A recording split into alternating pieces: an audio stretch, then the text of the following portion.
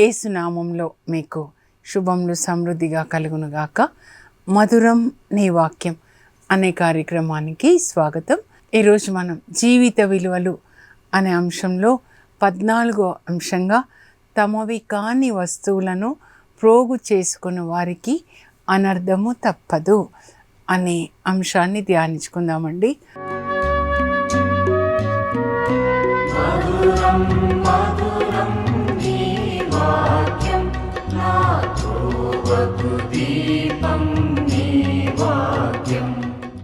దేవుడు ఒక మాట మాట్లాడారంటే అది 100% సత్యమైనదండి. అది జరుగుతుందన్నమాట. అందుకే దేవుని యొక్క వాక్యాన్ని మనం పఠించి పాటించాలి, విధేయించాలి. మన జీవితంలో జయం రావాలి, సంతోషంగా ఉండాలి, ఆనందంగా ఉండాలి. పరలోకంలో ఆయనను కలుసుకోవాలంటే ఆయన ఇచ్చిన ఈ రాజ్యాంగ చట్టాన్ని, పరలోక రాజ్యాంగ చట్టాన్ని పాటించాలన్నమాట. ఈరోజు ఒక 4 వ్యక్తుల్ని చూద్దామండి. ఇతరుల వస్తువులని పోగు చేసుకున్నందుకు వాళ్ళకి ఏం జరిగిందో మనం చూద్దాము. హబక్కూకు 2వ అధ్యాయంలో 6వ వచనంలో హబక్కూకు ఈ విధంగా రాస్తాడనమాట. తమవి కాని వస్తువులను పోగు చేసుకున్న వారికి అనర్థము తప్పదు. మీ జీవితం అంతా మీరు జ్ఞాపకం ఉంచుకోవాలి. మీవి కాని వస్తువులను ముట్టుకున్నారంటే ఏం జరుగుతుందో 2వ రాజుల గ్రంథం 5వ అధ్యాయంలో మనం చూద్దాము. అక్కడ ఎలీషా ప్రవక్తకి ఒక సేవకుడు ఉంటారు, వండర్ఫుల్ సర్వెంట్ అనమాట ఉంటాడు. ఆయన పేరు గెహాజీ. నేత్ర ఆశ అనమాట. ఒక దైవజనుడి దగ్గర ఉంటాడు. ఆయనేమో దేవుని యొక్క ఆత్మని కలిగి ఉండి అందరికీ ఒక ఆశీర్వాదకరంగా ఉంటాడు. ఎలీషా అద్భుతాలు మనం ధ్యానించుకున్నాం కదండి 2వ రాజుల గ్రంథంలో 2వ అధ్యాయం నుంచి కూడా అనమాట 7వ అధ్యాయం వరకు అందరికీ ఒక ఆశీర్వాదకరంగా ఉంటారండి. ఎలీషా ఓల్డ్ టెస్టామెంట్లో is a type of Christ అని అనమాట. అందరు ఎక్కడ వెళ్ళినా వాళ్ళ సమస్యలకి ఒక జవాబులాగా ఉంటాడు, బ్లెస్సింగ్గా ఉంటాడు. అందుకొరకే దేవుడు మనల్ని ఈ లోకానికి పంపించారనమాట. అయితే ఈ ఎలీషా ఇట్లా ఉండగా దేవుని ఆత్మని ఆయన కలిగి ఉంటాడు. కానీ ఆయన సేవకుడు గెహాజీ మాత్రము నేత్రాశ, ధనాశ అంటారు కదా. మరి ఎలీషా ప్రవక్త దగ్గరికి మనం ధ్యానించుకున్నాం. నామాన్ వస్తాడు, సిరియా సైన్యాధికారి కుష్ఠ స్వస్థత కొరకు. ఎలీషా చెప్తాడు, యోర్దాన్ నదిలో 7 సార్లు మునిగితే నీకు స్వస్థత కలుగుతుంది అని. ప్రభు వాక్యం అన్నమాట. అలాగే మునుగుతాడు, స్వస్థత కలుగుతుంది. మరి కానుకలు తీసుకొని వస్తారు గురువు గారికి. పట్టుబట్టలు, వెండి నాణాలు, బంగారు నాణాలు, ఏది నాకు వద్దంటాడనమాట. అలా ఉండాలి దైవజనుడు అంటే. నీ కానుకలేవి నాకు వద్దు అని చెప్తాడు. కానీ ఈయన గెహాజీ వెనకాల వెళ్ళి, ఆ నామాన్ రథాల వెనకాల వెళ్ళి మా గురువు గారి దగ్గర 2 చుట్టాలు వచ్చారు, అబద్ధం చెప్తాడండి. చెప్పి వాళ్ళ కోసం 2 జతలు పట్టుబట్టలు, 3000 వెండి నాణాలంట. దేవుని ప్రవక్తలకి 3000 వెండి నాణాలు ఎందుకండి? అబద్ధం చెప్తాడు. కానీ నామాన్ అయితే సంతోషంగా ఇస్తాడు. 3000 వెండి నాణాలు కాబట్టి 2 మొయ్యాల్సి వస్తుంది అనమాట. బస్తాల్లో అవన్నీ తన ఇంట్లో పెట్టుకొని వచ్చి ఎలీషా దగ్గరికి వచ్చేస్తాడు. ఎలీషాకి పరిశుద్ధాత్మదేవుడు అంతా చూపిస్తారు, స్క్రీన్లో చూపించినట్టు. మీరు ఇప్పుడు టీవీలో నన్ను ఎలా చూస్తున్నారు అలా అడుగుతాడు గెహాజీని, ఎక్కడి నుంచి వస్తున్నావు అంటే అబద్ధం చెప్తాడు. ఏదో చూడు, నువ్వు ఆ నామాన్ వెనకాల వెళ్ళి ఆయన దగ్గర నుంచి కానుకలు తెచ్చుకున్నావు కదా, కాబట్టి ఆయనని వదిలి వెళ్ళిన కుష్ఠ నిన్ను నీ కుటుంబాన్ని తరతరములు పట్టి పీడించునుగాక. అంత కోపం వచ్చేస్తుందండి ఎలీషాకి. దేవుని యొక్క ఆత్మ, పరిశుద్ధ ఆత్మ చూడండి, అంత కోపం వచ్చేసి శపిస్తాడనమాట.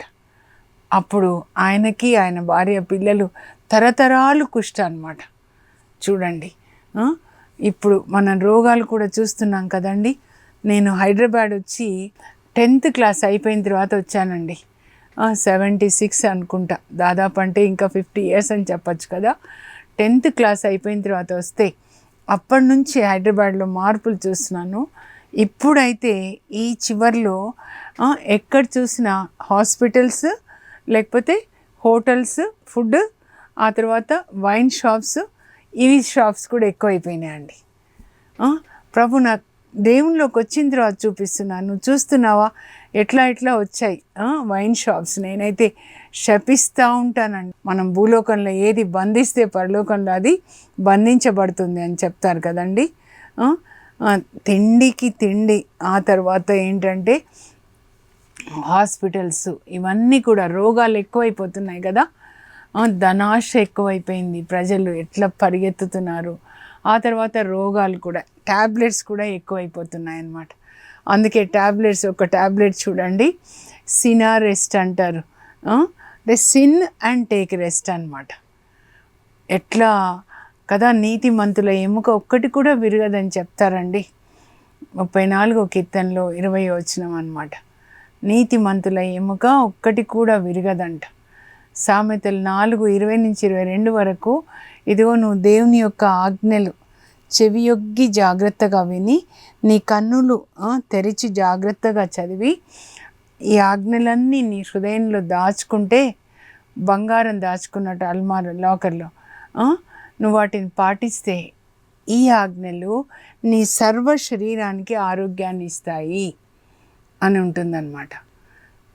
దాని నుంచి పక్కకి పోయేది లేదండి. మీరు నా ఆజ్ఞలు పాటిస్తే మిమ్మల్ని స్వస్థపరచు యావే నేనే అంటారు. అందుకే బైబిల్ గ్రంథాన్ని నేను మందుల సీసా అంటానన్నమాట. ఈ ఒక్కొక్క ఆజ్ఞ ఒక్కొక్క ట్యాబ్లెట్ లాగా మీరు పాటించండి. దొంగతనాలు, అబద్ధాలు ఇవన్నీ మానేసేయండి. పాపానికి మీ దేహాన్ని అప్పగించకండి. పాపం చూడడం, మాట్లాడడం ఇవన్నీ విడిచిపెట్టండి. నీతిగా జీవించండి. ఎందుకంటే జీసస్ ఎప్పుడు వస్తారో కానీ మళ్ళీ ఇంకొక కోవిడ్ లాంటిది వస్తుందండి, చాలా తొందరగా వస్తుంది. ఇంకా అప్పుడు ఆ బ్యాక్టీరియా మరి ఎంత భయంకరంగా ఉంటుందో. దర్శన గ్రంథం, ప్రకటన గ్రంథం మీరు 6వ అధ్యాయం తర్వాత చదువుతూ ఉంటే ఒకదాని తర్వాత ఒకటి వస్తూనే ఉంటుందండి. ఇంకా యుద్ధాలు ఒకటి మొదలైంది, ఒకదాని తర్వాత ఒకటి, కరువులు అలాగే, రోగాలు అలాగే, భూకంపాలు అలాగే, ప్రజలు మోసం అలాగే. ఏది ఏమైనా మనం పరలోకానికి వెళ్ళాలండి. నీతి మార్గంలో యేసు ప్రభులాగా మనం జీవించాలన్నమాట. ఆయనకి అట్లా కుష్టి వస్తుందా? ఇంకొక వ్యక్తిని గురించి ఎప్పుడు చెప్పలే కదా, చెప్తాను ఈరోజు. ఆకానండి. ఈయన యెహోషువ గ్రంథంలో ఉంటాడనమాట. 7వ అధ్యాయం ఆకాన్ మీరు తప్పకుండా చదవాలి. యెహోషువ అంటే ఆయన కానా దేశాన్ని జయించి ఇజ్రాయెల్ ప్రజలకి 12 గోత్రాల వాళ్ళకి పంచి పెడతాడనమాట. జాషువా అంటే ఏంటంటే సేవియర్ అనమాట. జాషువా దేవుడు చెప్తారు, ఇదో మోషే నీకు ఇచ్చిన ధర్మశాస్త్రం ఫస్ట్ కాపీ అండి. మోషే రాసిన తర్వాత ఒరిజినల్ కాపీని మోషే తన శిష్యుడు జాషువాకి ఇస్తాడనమాట. ఈ ధర్మశాస్త్రాన్ని నీ కన్నుల ఎదుట నుంచి ప్రక్కకి పోనివ్వకు. మీతోనే దేవుడు మాట్లాడుతున్నారు. Do not let this book of the law depart from your mouth. నీ నోటి నుంచి అండి, నోటి నుంచి, కన్నుల ఎదుట కూడా రెండు. ఈ ధర్మశాస్త్రాన్ని నీ నోటి నుంచి ప్రక్కకు పోనివ్వకంటే, నీ నోట్లో నుంచి వచ్చేదంతా దేవుని మాటలే, ఇంకా వేరే మాటలు మాట్లాడొద్దు. అప్పుడు మీకు అనారోగ్యం వస్తే నన్ను అడగండి, నేను జవాబు చెప్తాను. సెయింట్ యాంథనీ రాత్రంతా బైబిల్ చదివి దినమంతా బైబిల్ వాక్యాన్ని బోధించేవాడు. మీరు ఒక్కరే మీ ఇంట్లో దేవుని వాక్యం అలా చెప్తూ ఉండండి. ఇంకొకరిని కలిసినప్పుడు కూడా దేవుని వాక్యమే మాట్లాడండి. ఆ వాక్యాలు మీకు బలాన్ని ఇస్తాయి. అందుకే మోషే 120 సంవత్సరాలు బలంగా ఉన్నాడు. చెత్త చూడాలి, టీవీలో ఇతరుల గురించి మాట్లాడుకోవాలి. ఎంత చెత్త లోపలికి వెళ్తే అన్ని రోగాలు అన్నమాట. కనుక జాగ్రత్తగా ఉండండి. 10 మాటలు బైబిల్లోంచి మాట్లాడండి మీరు ప్రతిరోజు. యేసు ప్రభు పొందిన దెబ్బల ద్వారా నాకు స్వస్థత మీరు చెప్పాలి, అలా చెప్తూ ఉండాలన్నమాట. ఆయన సన్నిధి నాకు ముందుగా వెళ్తుంది కనుక నేను ఎప్పుడూ జయాన్ని సాధిస్తాను. యెహోవా నిస్సి నాకు జయం ఇస్తాడు. ఆయనను ప్రేమించే వాళ్ళకి అన్నీ మంచి జరుగుతాయి. నేను ఆయనకు అమూల్యమైన బిడ్డ మీరు చెప్పుకోవాలి. ఆయన నా పేరు తన అరచేతిలో రాసుకొని ఉన్నాడు. We are more than conquerors through him who loves us. I can do all things through Christ who strengthens me. నన్ను బలపరచు క్రీస్తు ద్వారా నేను సమస్తము చేయగలను if God is for us who can be against us, దేవుడు నా పక్షంన ఉండగా నాకు విరోధి ఎవరు? దేవుని మాటలు 10 మాటలు మాట్లాడండి, అలా మాట్లాడుతూ ఉండండి. అదే జాషువాకు చెప్తారు, నీ నోటి నుంచి ధర్మశాస్త్రాన్ని ప్రక్కకి పోనివ్వకు, దీనిని దివారాత్రములు పఠించి, అంటే నీ కళ్ళ నుంచి పక్కకు పోద్దు, పఠించి దానిలో అన్నీ ధ్యానించి నువ్వు అప్పుడు పాటించు, అప్పుడు నువ్వు వెళ్ళిన చోటల్లా నీకు జయం. జాషువా 1:7 and 8 అండి. నీ నోటి నుంచి పక్కకు పోద్దు, నీ కళ్ళ నుంచి పక్కకు పోద్దు. కళ్ళ నుంచి ఎక్కడికి పోతుంది? ఇక్కడ మనసు నిండా దేవుని యొక్క ఆలోచనలే ధ్యానించి దాన్ని నువ్వు పాటించు, అప్పుడు నీకు జయం కలుగుతుంది అని చెప్పారు. చెప్తే అలాగే జయం కలుగుతుందండి. జాషువా అంటే జయం. కానా దేశంలో 7 జాతుల వారులని ఆయన జయిస్తాడు. జాషువా వస్తున్నాడంటే వాళ్ళకి భయం అన్నమాట. అలా వాళ్ళు మొదటి పట్టణంగా ఎరికో పట్టణాన్ని వాళ్ళు జయిస్తారండి. దేవుడు చెప్పిన ఇన్స్ట్రక్షన్స్ అన్నీ పాటిస్తాడనమాట జాషువా. అంతేకాదు ఆ తరం కూడా అందరూ కూడా పాటిస్తారు. జాషువా అలా స్ట్రిక్ట్గా మీరు మాట్లాడొద్దంటే మాట్లాడకుండా ఉంటారండి. మొత్తం ఇజ్రాయేల్ ప్రజలందరూ ఎరికో పట్టణాన్ని చుట్టి వచ్చేటప్పుడు నేను చెప్పే వరకు మీరు మాట్లాడకూడదు, యాజకులు బూరలు ఊదే వరకు మీరు అలా ఉండాలి. అలాగే విధేయిస్తారనమాట. అయితే వాళ్ళు ఎరికో పట్టణాన్ని పట్టుకుంటారండి. పట్టుకున్న తర్వాత నెక్స్ట్ హాయి పట్టణం అనమాట. 7వ అధ్యాయానికి వచ్చినట్లయితే అయితే అక్కడ ముందు వేగుల వారిని పంపిస్తాడు. హాయి పట్టణం ఎలా ఉంది, ఎంతమంది వెళ్తే జయించగలరు? వాళ్ళు చెప్తారు చాలా చిన్నది, ఎరికోతో పోలిస్తే హాయి చాలా చిన్నది, ఒక 3,000 మంది చాలు, 3,000 మంది వెళ్ళి మేము దాన్ని పట్టుకుంటాం. 3,000 మందిని పంపిస్తాడండి జాషువా. కానీ వాళ్ళు హాయి పట్టణ ప్రజలు 3,000 మందిని చంపేస్తారు. అయ్యో జాషువా ఇంకప్పుడు ఆ మందసం ముందు ఆయనతో పాటు పెద్దలు సాష్టాంగ పడతారు, బోర్లగిల పడి దేవుని దినమంతా ఉదయం నుంచి రాత్రి వరకు, ఎందుకు ప్రభా ఇక్కడ తీసుకొని వచ్చి ఇక్కడ చంపడానికా ప్రభా, ఎందుకు ఇట్లా జరిగింది? అప్పుడు దేవుడు అంటారు, ఎంతసేపు అట్లా నువ్వు బోర్లగిల పడి నా ముందు ఇలా నన్ను అడుగుతున్నావు, ఇదో మీ దగ్గర శపించబడిన వస్తువులు ఉన్నాయి, అవి తీసేసే వరకు నేను మీకు సహకరించాను. ఏంటంటే ఎరికో పట్టణాన్ని జయించిన తర్వాత దేవుడు చెప్తారు, ఈ పట్టణాన్ని శాపం పాలు చేయండి, అందరినీ చంపేసేయాలని చెప్తాడనమాట. అలాగే చెప్తాడు జాషువా. అందరూ పెద్దగా యుద్ధనాదం చేసినప్పుడు ఎరికో గోడలు కూలిపోతాయి, యాజకులు బూరలు ఊదిన తర్వాత. అప్పుడు దానికి ముందు అనమాట దేవుడు చెప్పినట్లుగా జాషువా చెప్తాడు, దేవుడు ఎరికో పట్టణాన్ని శాపం పాలు చేశారు, ఎవ్వరూ దేన్ని ముట్టుకోకూడదు. కానీ ఎరికో పట్టణంలో వెండి బంగారాలు దేవునికి చెందుతాయి, యావేకి చెందినవి కనుక ఆయన ధనాగారంలో చేరుద్దాము, ఇంకా మనుషులు పశువులు ఎవ్వరు అందరినీ చంపాలి, కానీ వేగుల వారు మాట ఇచ్చినట్లుగా ఆ రాహాబ్ని ఆమె కుటుంబ సభ్యులని మీరు కాపాడండి అని చెప్తాడనమాట. అందరూ పాటిస్తారండి, ఎవ్వరు ఏది ముట్టుకోరు, శాపం పాలు చేశారు, ఏది ముట్టుకోవద్దు. కానీ చెప్తే ఒక్కరు ఆకాన్ అనే వ్యక్తి ఏం చేస్తాడు, ఆశపడతాడండి. ఆశపడి 200 తులాల వెండి, 50 తులాల ఒక బంగారు కడ్డీ అన్నమాట. ఆ తర్వాత ఒక పట్టు ఉత్తరీయం, సినారు ఉత్తరీయం దొంగిలించి ఎవ్వరు చూడకుండా ఆయన తన గుడారంలో దాచుకుంటాడనమాట. ప్రభు చెప్తారు, ఇదో నేను చెప్పాను ఆ పట్టణాన్ని శాపం పాలు చేశానని, అందులో ఏవి ముట్టుకోవద్దని, కానీ మీలో ఒకరు వాటిని ముట్టుకున్నారు, ఆ శపించబడిన వస్తువులని గుడారంలో పెట్టుకున్నారు, కనుకనే మీరు ఓడిపోయారు. శపించబడిన వస్తువులు మీ నుంచి తీసేసే వరకు నేను మీకు తోడుగా ఉండను. కొంతమంది చూడండి, మాకేది కలిసి రావట్లేదు ఇలా ఇలా అంటారు. శపించబడిన వస్తువులు మీ దగ్గర ఉండకూడదండి. అప్పుడు ఆ వ్యక్తి ఎవరు అని తెలుసుకుంటే గోత్రం వైజ్గా ఆకాను అని తెలుస్తుంది.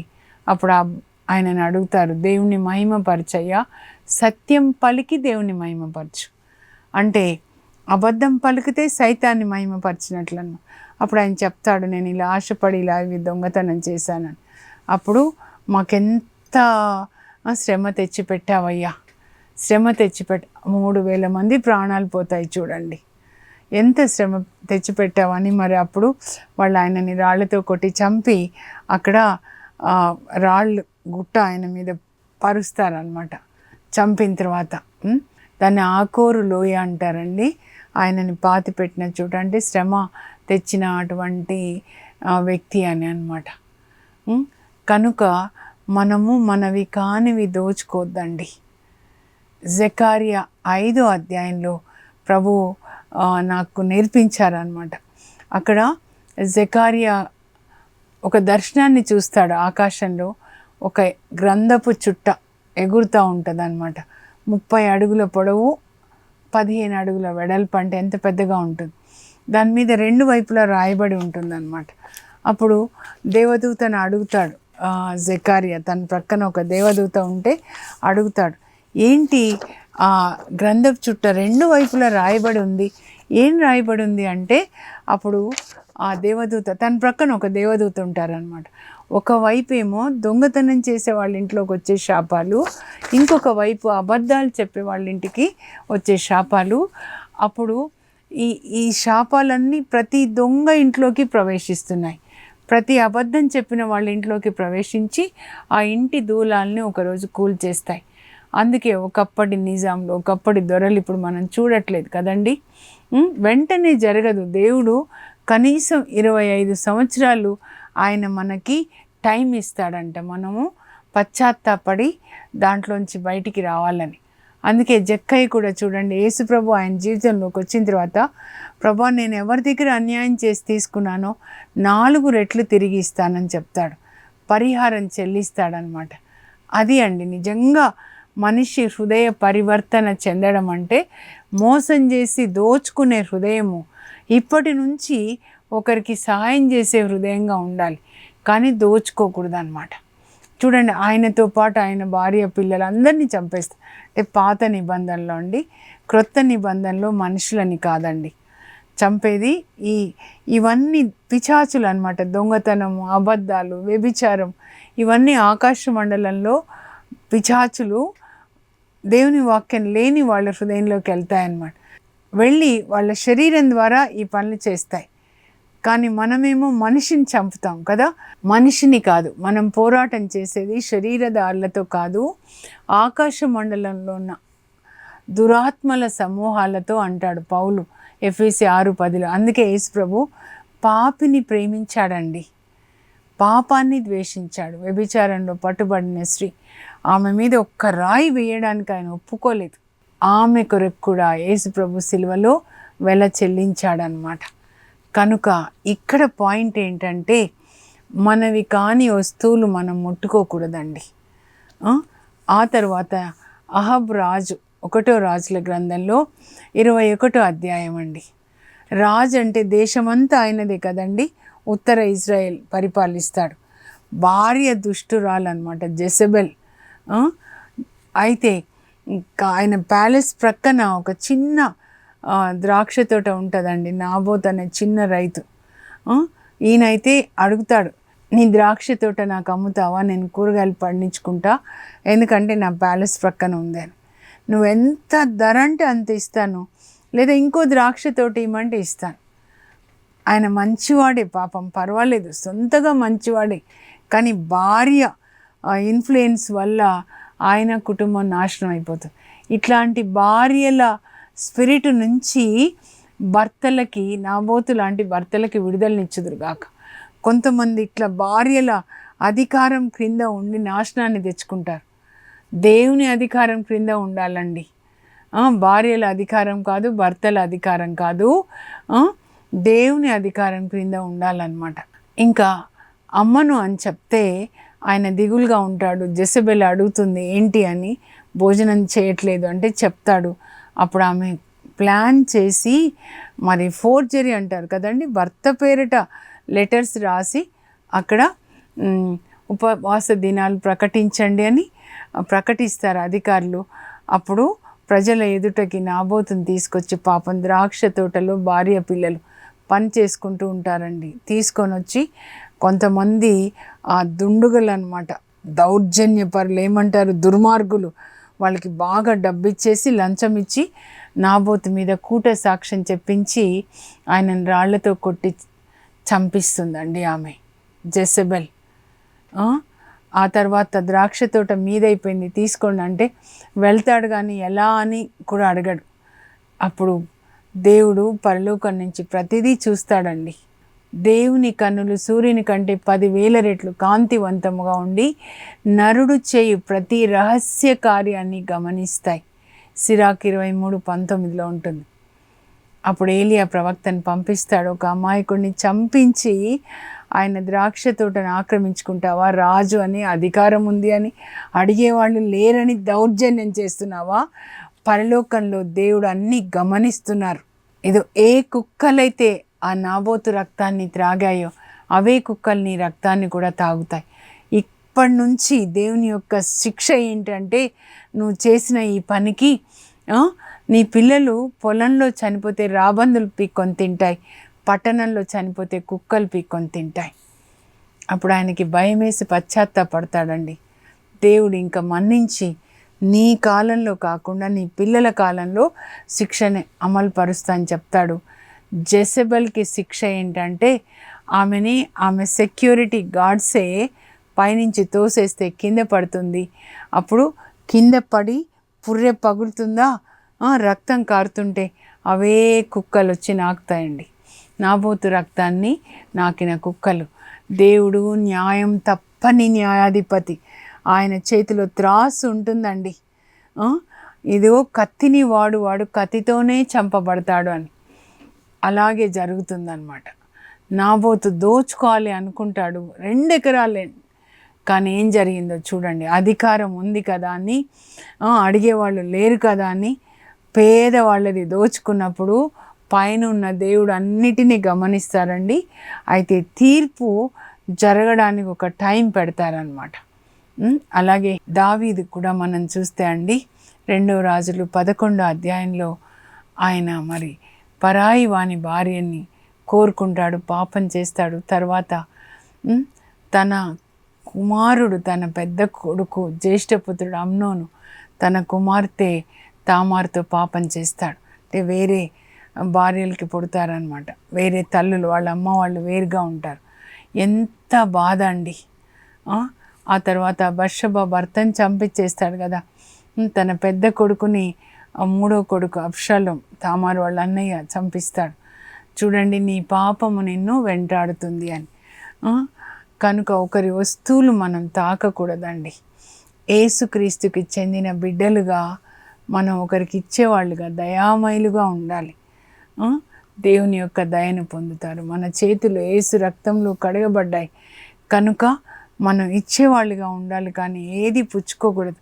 హబక్కూకు చెప్తాడు, ఇంకా మీరు చదివితే అదే 2వ అధ్యాయంలో 11వ వచనంలో చెప్తాడు, మీ ఇంటిలో గోడలోని రాళ్ళు మీకు వ్యతిరేకంగా సాక్ష్యం చెప్తాయంట. అన్యాయంగా మీరు పేదల దగ్గర దోచుకొని పెద్ద పెద్ద ఇల్లు కట్టినప్పుడు తీర్పు దినాన రాళ్ళు మాట్లాడతాయంట.